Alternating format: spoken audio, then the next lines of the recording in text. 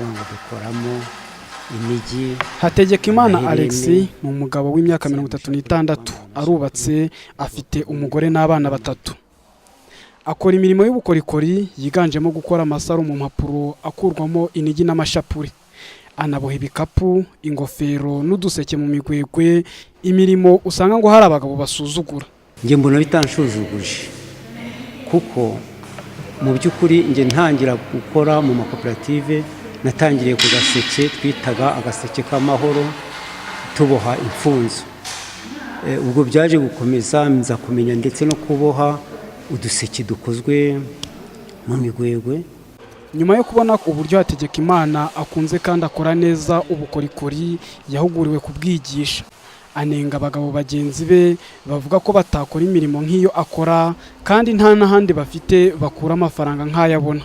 Yemeza ko ubukorikori akora bumutunze. Mfite ingurube 4 zibyara, nazikomoye mu ibyo ngibyo. Nagerageje kubaka inzu ntoya nyine iciriritse, mfitemo umuriro, mfite nanjye ekara mu nzu, mbese byose mbikesha ubukorikori nkora. Rwose nibyo bintunze umunsi ku wundi. Nk'ubu ngubu mpera ku wa mbere ndi gukora hano nkageza ku wa 5, urumva ko nta wundi mwanya mbona wo kuba nakora indi mirimo yo mu rugo. Mu by'ukuri ku kwezi hano umushahara bampa ndurenze 30,000. Kuva rero ntarize kandi nkaba mbona imirimo nkora intunga, numva atari make. Hategekimana Alex akorera imirimo y'ubukorikori muri koperative Kovamu, imwe mu makoperative akora ubukorikori mu karere ka Ngororero. Na bamwe mu bo bakorana bahamya ko bibatunze, ariko bagahuriza ku kibazo cyo kutabonera isoko rihagije ibyo bakora.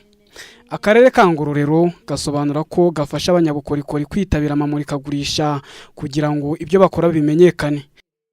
Igihe cyose habayeho imurikagurisha rijyanye na biriya by'ubukorikori baba baryitabiriye. Iyo bagiye rero babona babagurira ndetse bakamenyana n'ayandi makoperative hirya no hino, nabo ubwabo bakabifashishije ayo makoperative bashobora kwishakira isoko.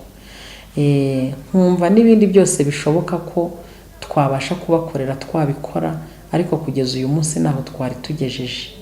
Mu karere ka Ngororero habarurirwa abanyabukorikori bakora uboshyi 216, ab'igitsina gabo ni 11 gusa. Nyuma yo kubona ko gukora buri umwe ku giti cye bitatangaga umusaruro, akarere kavuga ko kabafashije kwibumbira mu makoperative 8, nyuma bagakora ihuriro rikorera mu gakiriro k'akarere.